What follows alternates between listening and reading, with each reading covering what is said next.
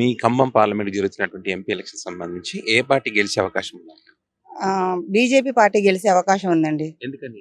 తాండ్ర వినోద్ కుమార్ గారు ఆర్ఎస్ఎస్ కార్యకర్తగా తను మనకి రామ మందిరం నుంచి అక్షంతలన్నీ తీసుకొచ్చి ఆయన డిస్ట్రిబ్యూట్ చేశారు. ఎక్కువ మోడీ మీదనే అవగాహన చాలా మందికి ఉంది. ఆయనే రావాలని కూడా అనుకుంటున్నారు ప్రజలంతా. మూడోసారి కూడా ఆయనే రావాలా? మూడోసారి కూడా ఆయనే రావాలనుకుంటున్నారు. కాబట్టి బీజేపీకే హోప్స్ ఎక్కువ ఉన్నాయండి. ఓకే.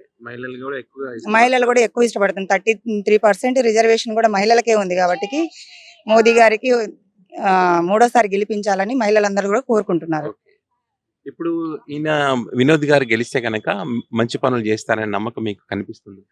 ఉందండి. అందుబాటులో ఉండడానికి. అందుబాటులో ఉంటారు. మాకు మహిళలకు సంబంధించి కూడా చాలా వరకు హెల్ప్ చేస్తారనే హోప్స్ కూడా చాలా ఉన్నాయి. ఓకే. సో ఇక్కడ బీఆర్ఎస్ గానీ కాంగ్రెస్ పార్టీలు గానీ ఏం లేదా వాళ్ళది నడవదంటారు, వాళ్ళ ప్రభావం ఉండదంటారు? బీఆర్ఎస్ వాళ్ళు ఇంతకు ముందు కూడా ఉన్నారు కదండి. కానీ ఏం పనులు కూడా మాకు అభివృద్ధిలోకి రాలేదు. కాబట్టి ఓకే. ఈసారి కొత్త వాళ్ళకి అవకాశం ఇవ్వాలని అనుకుంటున్నాం. ఓకే. వాళ్ళు చూశారు, వీళ్ళు చూశారు కాబట్టి. అందుకే కొత్త వాళ్ళకి అవకాశం ఇవ్వాలనుకుంటున్నాం. ఓకే. సో ఖచ్చితంగా మార్పు అయితే జరుగుతుంది. మార్పు జరిగిద్దండి. బీజేపీ పార్టీ అధికారంలోకి వస్తే మహిళలకు ఎక్కువ మేలు జరుగుతుందనే నమ్మకం కలుగుతున్నాం. అవునండి. మోదీ గారి తరపు నుంచి మాకు చాలా అవకాశాలు ఉంటాయి. ఇప్పుడు మనకి కేంద్ర స్థాయిలో నుంచి చాలా బెనిఫిట్స్ వస్తున్నాయి.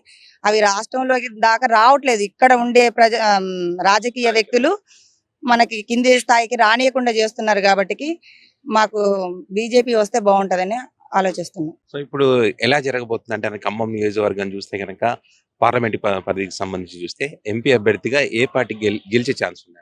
అయితే మొదటిగా మనం చూడాల్సింది ఏంటంటే దాదాపు అక్కడ మా ఖమ్మం జిల్లా ప్రజలందరూ కూడా రకరకాల పార్టీలకి రకరకాల ఓట్లు వేసి ఉన్నారు. కానీ ఫస్ట్ టైం అసలు మన నరేంద్ర మోడీ గారి కోసం మనం మన వరకు ఇది మన జనరల్ ఎలక్షన్ జరిగినాయి. ఆ ఎలక్షన్ లో ఏంటంటే స్టేట్ లో ఎవరు ఉండాలనే దానికోసం జరిగింది. అది గల్లీ స్థాయిలో జరిగినాయి. ఈ రోజు ఢిల్లీ స్థాయిలో ఖచ్చితంగా నరేంద్ర మోడీ గారు ఉండాలి. నరేంద్ర మోడీ గారికి మనం చేయగలిగేది ఏంటి? ఒక ఓటు వేయడం ద్వారా, మన బీజేపీకి ఓటు వేయడం ద్వారా ఒక నరేంద్ర మోడీ గారికి మనం ఒక గిఫ్ట్ లాగా ఇచ్చినట్టు. రామ మందిరం దాదాపు 500 సంవత్సరాల నుంచి ఇష్యూ జరిగింది. ఎవరు చేయలేకపోయారు. నరేంద్ర మోడీ గారు ఎదుర్కొన్నారు.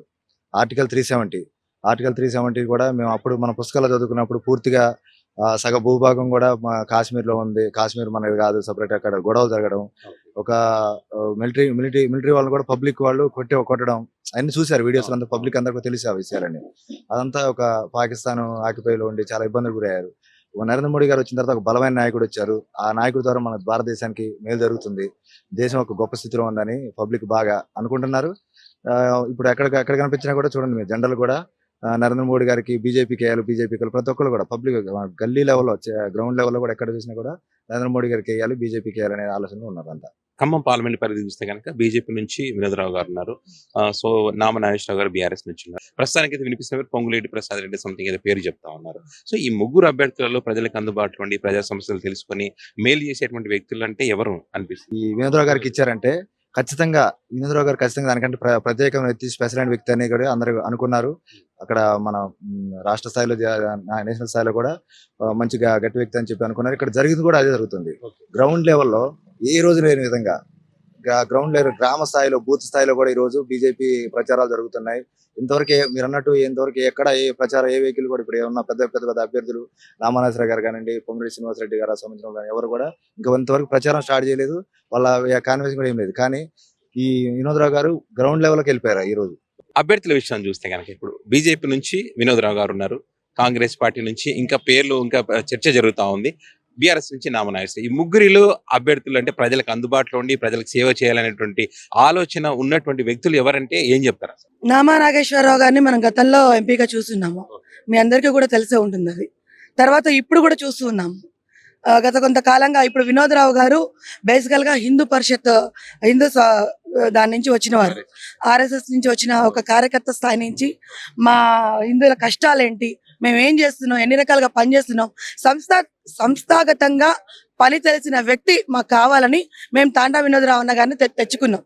100% అన్నగారు మాకు ప్రజలకు అందుబాటులో ఎప్పుడూ ఉండి మమేకమై మాతో పాటు ఆయన కూడా మా పనులన్నీ మమ్మల్ని అర్థం చేసుకుని మాకు హెల్ప్ చేస్తారని మేము ఆశిస్తున్నాం. ప్రజాసేవ చేస్తారని 100% నమ్ముతున్నాం. కాబట్టి ఆయన కోసం మేము ఇంత కష్టపడుతున్నాం. ఇక్కడ ఖమ్మం అంటేనే చాలా మంది ఏమంటున్నారు, పొంగులేటి శ్రీనివాసరెడ్డి గారు హవా ఉంటుందని చెప్పి అంటున్నారు. మొన్న అసెంబ్లీ ఎన్నికలు కూడా ప్రూవ్ అయిందని చెప్తున్నారు. సో ఆ ఎఫెక్ట్ ఏముండదు అంటారు? పొంగులేటి శ్రీనివాస హవా ఉంటది. ఎంతవరకు సామాజిక కార్యకర్త దగ్గరికి వెళ్ళి సామాన్య మనుషుల్లోకి వెళ్ళి మాట్లాడినంత వరకు ఆయన హవా ఉంది. ఆయన ఒక రేంజ్ లోకి వెళ్ళి ఆ స్థాయిలోనే పనులు చేసుకుంటూ ఉంటే సామాన్య కార్యకర్త ప్రతి చూపు బీజేపీ వైపు ఈ రోజు ఉందని నేను చెప్పగలను. ఆ కోణం దృష్ట్యా కంపల్సరీ వినోద్ రావన్న ఈసారి ఖమ్మం కిల్లా మీద కాషాయం జెండా అయితే ఎగరేస్తాం.